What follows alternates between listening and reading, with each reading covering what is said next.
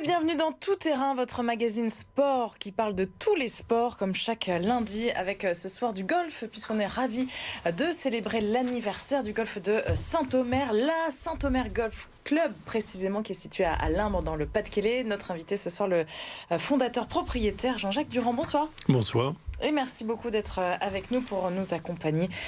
Également Emmanuel Calafiore. On va commencer Emmanuel avec le tour de l'actualité. C'est Top Chrono.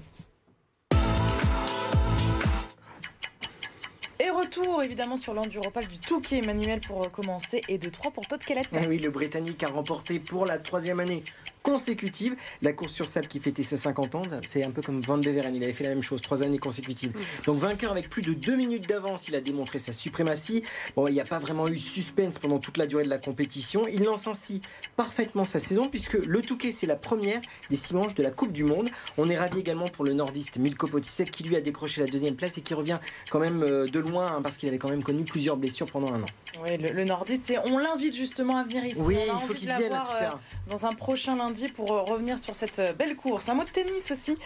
Lucas Pouille a peut-être disputé le dernier match de sa carrière. Alors en fait, le joueur de tennis disputait la finale du Play-in Challenger à Lille hier lorsque son tendon d'Achille s'est rompu. Le nordiste a donc été contraint à l'abandon. Un énorme coup dur alors qu'il tentait de faire son retour dans le top 100. Alors est-ce qu'on va le revoir un jour ou l'autre sur le terrain? Eh bien l'avenir nous le dira, mais ce genre de blessure, ça peut prendre entre 3 et 6 mois à se résorber. Ouais, il s'est fait opérer cet après-midi, ce matin dans la journée. Donc on lui souhaite un bon rétablissement. Merci Emmanuel. Tout de suite l'entretien.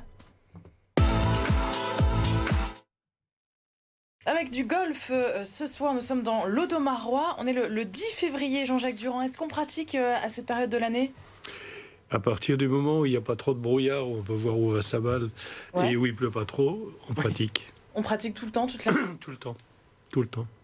Sauf, si vous voulez, quand le terrain n'est pas praticable parce qu'il a trop plu. Oui. Comme c'était arrivé en septembre dernier pour l'Open des Hauts-de-France, où c'était la première fois d'ailleurs qu'il y avait un jour, ça s'était arrêté pendant une journée. Oui, complètement, oui.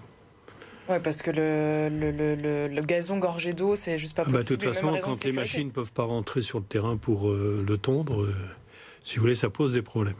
Le golf donc de Saint-Omer qui fête ses 35 ans cette année, donc bon anniversaire. Merci beaucoup. Qu'est-ce qui s'est passé il y a 35 ans? Comment vous vous êtes retrouvés à Limbe, donc tout proche de Saint-Omer? On a eu envie de créer un parcours, si vous voulez, qui était à mi-chemin entre la côte, Ordelot, le Touquet et l'île, parce que on savait qu'on serait plus franchement chez nous.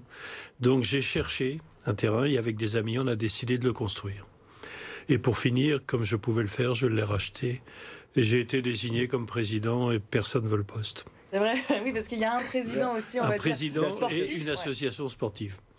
Marie parlait de parcours, il y a 2 parcours, si je ne dis pas de bêtises. Le Val, 18 trous, et la Haute-Drève, 9 trous. Quelles sont leurs spécificités? La spécificité du petit parcours de 9 trous, c'est d'être plus plat que l'autre.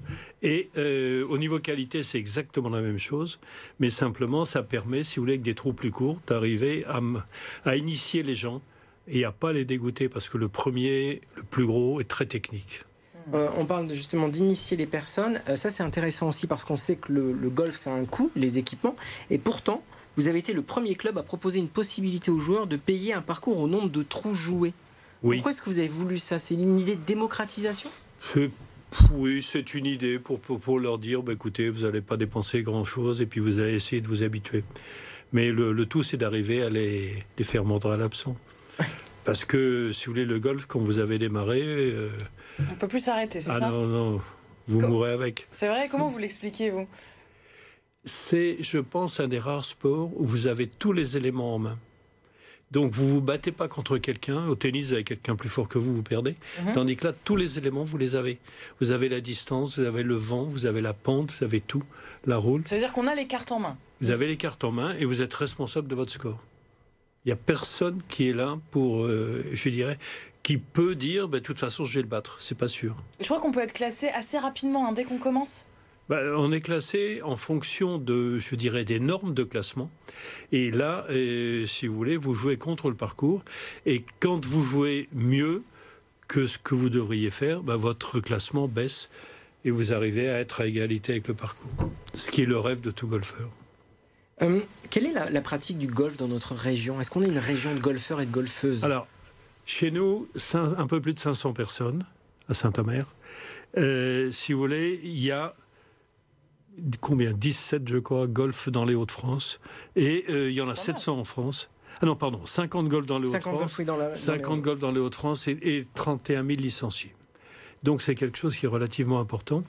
Et au point de vue tourisme, si vous voulez, on reçoit 100 000 par an dans les Hauts-de-France, non, dans le Pas-de-Calais, 100 000 joueurs étrangers au parcours. C'est des beaucoup, Anglais, ça, ouais. des Belges, des Chez vous aussi, d'ailleurs, vous en croisez? Oui. À Saint-Omer? Oui. Non, mais si vous voulez, il y a la seule chose qui nous manque un peu, sont les Allemands. Parce que dans les Allemands retraités qui pourraient venir de chez nous, il y en a beaucoup qui ne parlent pas français et pas tous anglais. Ah oui, donc la barrière de la langue, du coup, joue. Oui. Et vous avez de plus en plus d'adeptes, que ce soit des petits aux adultes, aux jeunes retraités, comme vous dites? Non, c'est un peu fluctuant, si vous voulez. Essentiellement, ça dépend de la dynamisme de l'enseignement. Et là, on vient de faire un accord avec une société spécialisée dans l'enseignement, qui va nous aider à développer ça, parce qu'on peut être, avec 18 plus 9, on peut être bien plus de 530. Vous parlez de développement, vous êtes aussi un club qui est très reconnu pour son inclusivité. Oui. On avait reçu Karine Boucher, vous l'avez fait émerger. Elle a été porteuse de la flamme olympique, mais elle est surtout numéro 1 mondial de paragolf Stableford. Tout récemment, c'était le jeune Issa Lareb. Comment est-ce qu'on fait évoluer de tels talents et pourquoi est-ce que vous avez voulu cette inclusivité pour les para-athlètes, pardon? Je dirais, il y a de nombreuses années, comme ma mère était un peu impliquée dans le handicap, si vous voulez, on s'est dit on va faire quelque chose. Et donc, on a créé une fondation, si vous voulez, d'accueil temporaire à Bouvelingant, près du golf. Ça s'est trouvé près du golf. Et à un moment, on s'est dit, tiens, il faudrait qu'ils viennent, ceux qu'ils peuvent, jouer. Et on a ouvert les portes, si vous voulez, à ces gens-là. Et pour finir, on a eu un jeune autiste qui est devenu champion de France paragolf. C'est assez extraordinaire, si vous voulez. Et là, on s'est mis à faire un tournoi. Et c'est là où Issa, si vous voulez, est arrivé. Ce garçon qui est golfeur professionnel, qui a 2 prothèses de genoux et qui a la moitié de ses mains. Et il arrive, si vous voulez, en faisant tenir artificiellement le club sur ses mains, à taper à plus de 200 mètres. C'est fabuleux. Ça doit être impressionnant à voir. C'est impressionnant à voir. Merci beaucoup Jean-Jacques Durand d'être venu jusqu'à nous, de nous avoir fait découvrir donc le golf de Saint-Omer et d'ailleurs l'Open Paragolf. Ce sera au mois d'avril du 25 au 27 et puis l'autre grand événement bien sûr c'est l'Open au mois de septembre. Merci, vous restez. Merci de m'avoir invité. Vous restez avec nous pour l'agenda.